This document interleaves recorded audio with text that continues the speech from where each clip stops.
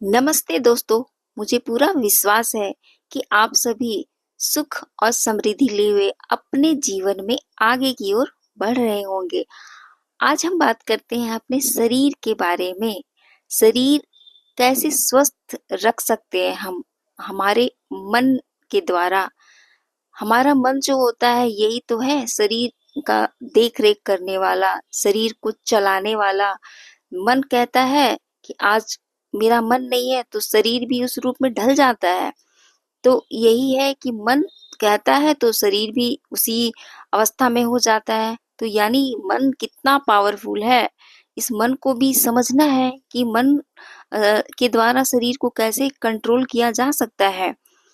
स्वस्थ शरीर है तो सब कुछ है। कहते हैं ना कि स्वस्थ ही सबसे बड़ा धन है। जिसके पास अच्छा स्वास्थ्य है वो कि अच्छा स्वस्थ रहेगा तो आप हर चीज को फील कर सकते हैं। जब स्वास्थ्य ही खराब है तो क्या कोई चीज समझ में ना आएगी, ना कोई चीज अच्छी लगती है। तो अपने शरीर को हम अपनी ही जिम्मेदारी लेनी पड़ेगी ना, उसे सुधारने के लिए। जो भी परेशानी हो, कष्ट हो, तो अपने शरीर को हम कैसे मन के द्वारा कंट्रोल कर सकते हैं। जीवन है तो परेशानियां आएंगी ही, चाहे वह मानसिक हो या फिर शारीरिक परेशानी हो। लेकिन हमारा काम क्या है, निपटना, उससे डरना नहीं और उस चीज को रोग बना के अपने शरीर में नहीं पालना। क्योंकि जिंदगी ऐसे तो नहीं कट सकती ना।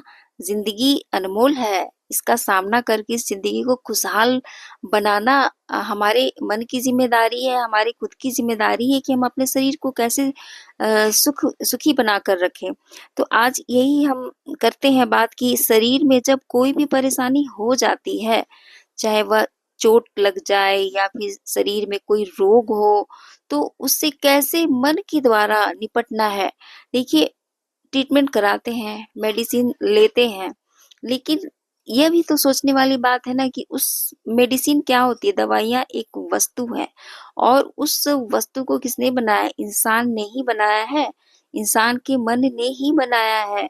तो उस दवाइयों से ज्यादा पावरफुल है मन, आपका मन ही सबसे ज्यादा पावरफुल है।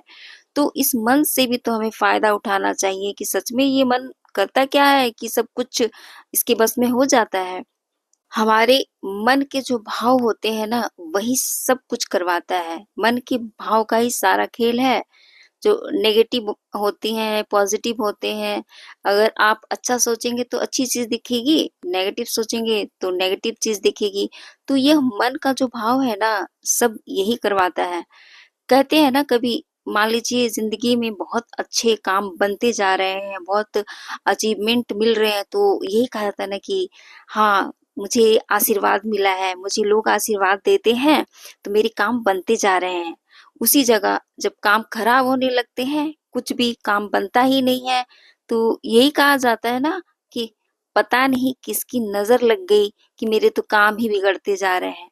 अरे, नजर लग गई, नजर तो कोई ऐसी पत्थर वत्थर तो है नहीं कि किसी ने मार दिया, किसी को चोट लग गई या फिर उसके काम नहीं बन रहे हैं।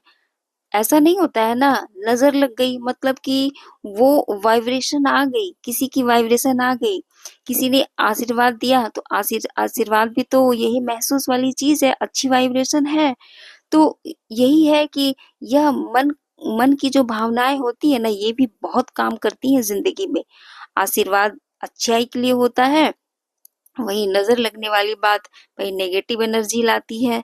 तो यही चीज है कि हमारे मन में जो बातें चलती हैं, अच्छाई वाली बुराई वाली, तो उसका प्रभाव भी अपने शरीर पर तो पड़ता ही है, जरूर पड़ता है। मन खराब है तो कुछ अच्छा नहीं लगता, मन अच्छा है तो सब कुछ अच्छा लगता है। तो ये चीज है कि हम अपने मन को कैसे उपचार के रूप में ला सकते हैं अपने शरीर में जो भी परेशानी है। तो इसके लिए चाहे शरीर में कुछ भी हो, कुछ भी, कहीं पर जोड़ में दर्द हो, दांतों में दर्द, कुछ भी शरीर में रोग हो, परेशानी हो, तो उस चीज के लिए क्या करना है, चलिए ट्रीटमेंट जो होना है होना है, लेकिन अपने मन से एक बार जरूर ट्राई करके इसे देखना है कि सच में ये काम करता है। इसके लिए क्या करना है कि हर रात जब भी आप रात में सोने जाएं, तो आप बिल्कुल शांत मन से, सोने से आधे घंटा 1 घंटे पहले अपना सो जाएं और मन को एकदम शांत कर लें और अपने मन में यह बात दोहराएँ कि जैसे मेरे शरीर का जो हर अंग है, हर कोशिका है, जितनी भी नसें हैं, जितनी भी तंत्रिकाएँ हैं और जितने भी अंग हैं और जितने भी शरीर के नसें हैं, वह अब पूर्ण रूप से दोष रहित है और मेरा शरीर एकदम आदर्श बन रहा है। मेरे शरीर में अब एक नई ऊर्जा आ रही है। मेरे शरीर में स्वस्थ और सामंजस्य दोबारा लौट रहा है।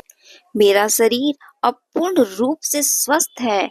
मैं बहुत भाग्यशाली हूँ, मुझे इतना अच्छा शरीर मिल रहा है।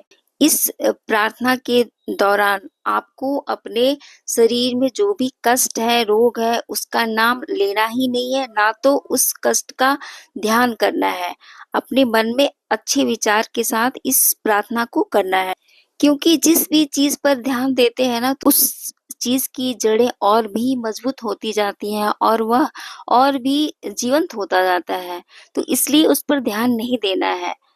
मान लीजिए कि कोई पेड़ है और उस पेड़ में एक निर्जीव शाखा है, तो वह पेड़ से तो टूटकर गिर ही जाएगी, क्योंकि उसमें वो सारी चीज़ें जा नहीं रही, वो एनर्जी जा नहीं रही है, जो उस शाखा को चाहिए, तो अपने आप ही वह टूटकर पेड़ से अलग हो जाएगी। इसके विपरीत यदि आप लगातार अपने जो भी दर्द है और जो भी समस्या है, उसकी जो भी लक्षण है, उसकी रट लगाए रहेंगे, जैसे कहते हैं ना कि सर दर्द से फटा जा रहा है, ये सर दर्द तो जीने ही नहीं देगा, ये रोग तो मुझे जीने ही नहीं देगा, वही हो गया जिसका मुझे डर था।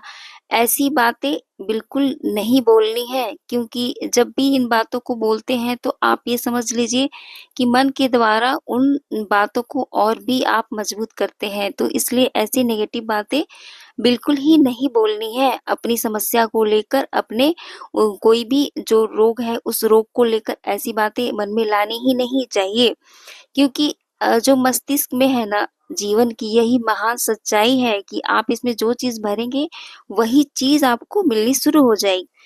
ईश्वर ने जब हमारे शरीर के अंदर ही इतनी शक्ति दे रखी है, तो क्यों ना उस शक्ति का हम सही उपयोग करें। भगवान ना करे किसी को कष्ट हो, लेकिन ये तो जीवन की सच्चाई है ना कि समस्याएं आती ही रहती हैं। आप अपने मन पर विश्वास करिएगा, क्योंकि सबसे बड़ा जो चिकित्सक है आपका मन ही है।